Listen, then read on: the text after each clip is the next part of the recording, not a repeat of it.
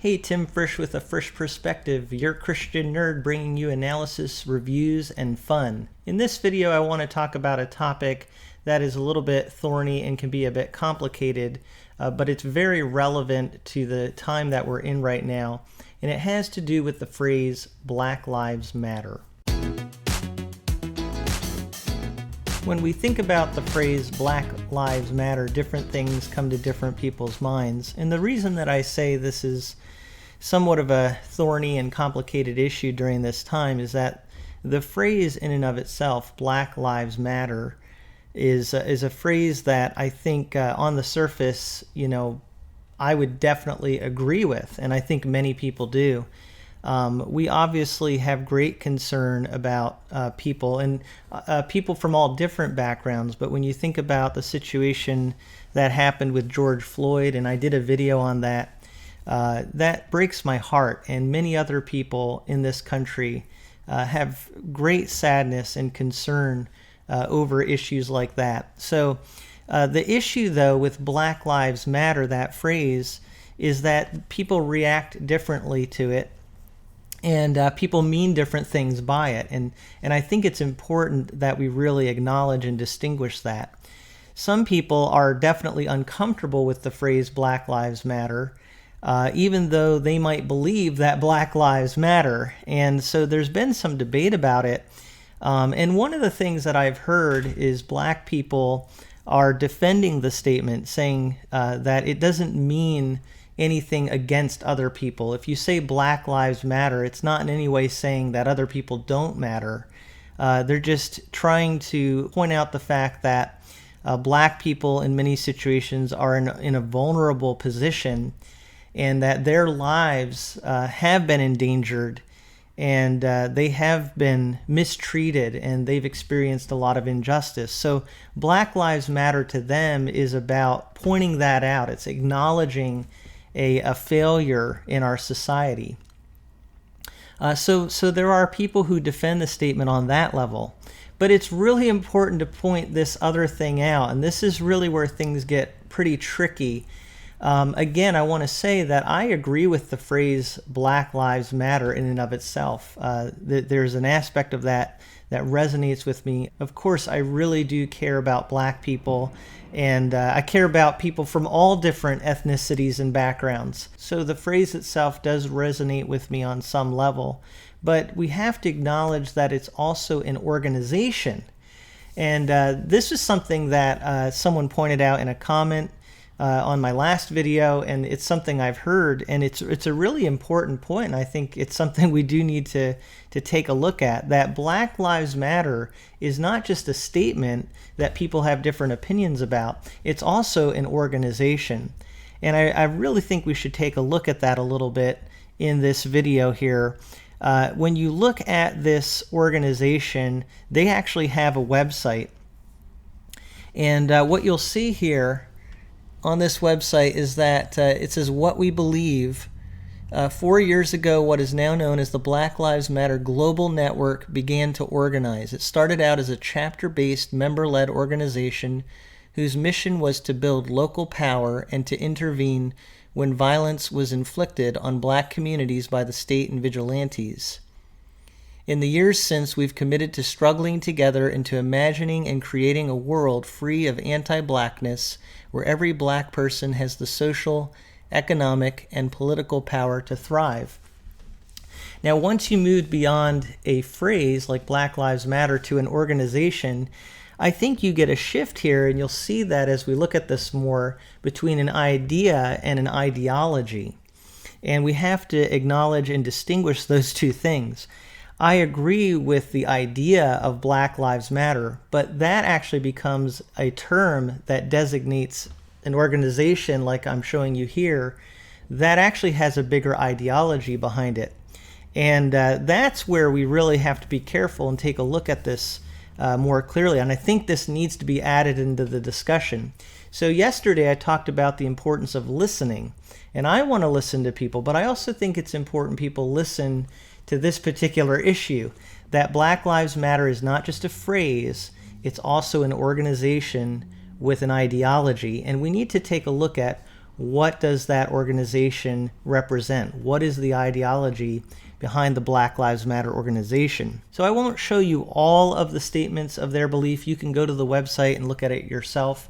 And depending on your background, you might react differently to what's said here. And what I'll say, kind of to just generalize about what I perceive when I look at this, I know that many Christians would look at this and react strongly against it. But what I see behind it ultimately, and I see this a lot in our culture, is that there is a call for empathy for those who are outcast.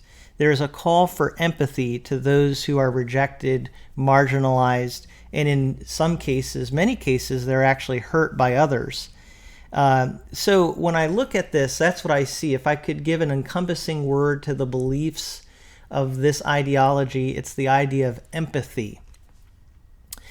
Caring for people that are hurt or feel hurt. And in their empathy, they're reacting against established structures. So when I look at their beliefs here, I can tell that they have empathy, but they're also reacting against established structures. And specifically, I want to show you one that caught my eye, although there's a lot of interesting beliefs here. But it says, "We disrupt the Western prescribed nuclear family structure requirement by supporting each other as extended families and villages that collectively care for one another, especially our children, to the degree that mothers, parents, and children are comfortable." So notice there that there's, on some level, they want to disrupt and I think reject on some level the, as they put it, Western prescribed nuclear family structure. So that's one area where they want to, they're reacting against established structures. And another one that you can see more recently is they're saying defund the police. You're hearing that a lot today. So that's another established structure. So why are they doing this? My belief is that they're saying these things because they feel hurt. They feel like the structures that are in place have in some way done them disservice. Now, this is my own analysis of this when I look at an ideology like this. What I really see in a lot of this is actually a rejection of masculinity by groups that have been, in their perception, let down or hurt by masculinity. In some cases, they truly have been wronged by perceived masculinity. And in other cases, it is their perception, or it's kind of two sides to it. But here's another example from this website that kind of shows what I mean. Right before the one that I showed you, it says, "We make our spaces family-friendly and enable parents to fully participate with their children. Notice this: we dismantle the patriarchal practice that requires mothers to work double shifts so they can mother in private even as they participate in public justice work."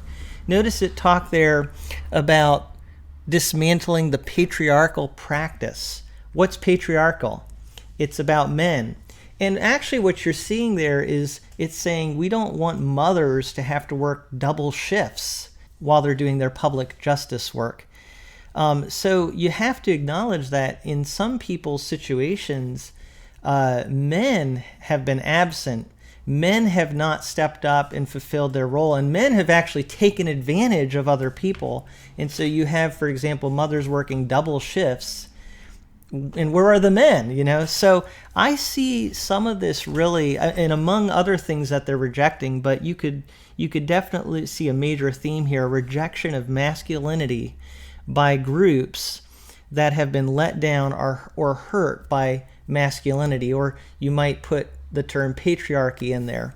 I think this is a very important thing, and it's something that our culture has been struggling and grappling with for a long time.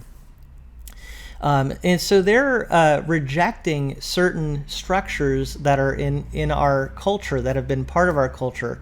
And you can see that with what they said about the family, the nuclear family. Why do they have a problem with the nuclear family, the Western prescribed nuclear family? I think it's actually biblically prescribed that we have a mother and father, man, woman, and children. But why do they reject that? Probably because they've been let down by their experience of a nuclear family, or lack thereof. So, I mean, I'm not justifying anybody. I'm just trying to understand. But in all of this, I definitely see an ideology. And from a Christian perspective, even though I can understand where they're coming from, again, they're talking about empathy. And empathy sounds to me a lot like something that I see more on the feminine side. When I think of mothers, what do mothers tend to do? They tend to empathize. They tend to feel the feelings of others. And actually, this just happened yesterday. My wife and I were having a conversation, and really the crux of the conversation is she was feeling empathy about a situation, and I was kind of not feeling that as much. But that's very natural for mothers to feel empathy, and men can almost be too extreme in how they just look at things very logically, right? So I need to hear the voice of empathy. That feminine side is important, but do we do that to the total rejection of masculinity? And that's the problem. So there's a lot to unpack here, and I'd love to talk more about masculinity and femininity in our culture. But what I see in movements like this is really a feminine-oriented way of looking at things. It's about caring for people, protecting people, but to the point where they're actually rejecting masculinity. And we do need to add, some of that is because of how they've been hurt, or the perceptions that they have of masculinity. And in some cases, fathers haven't been good examples or haven't even been present. So it gets us back to this point of we really need to deal with issues of masculinity, and that's certainly a Christian issue, and we can talk more about that.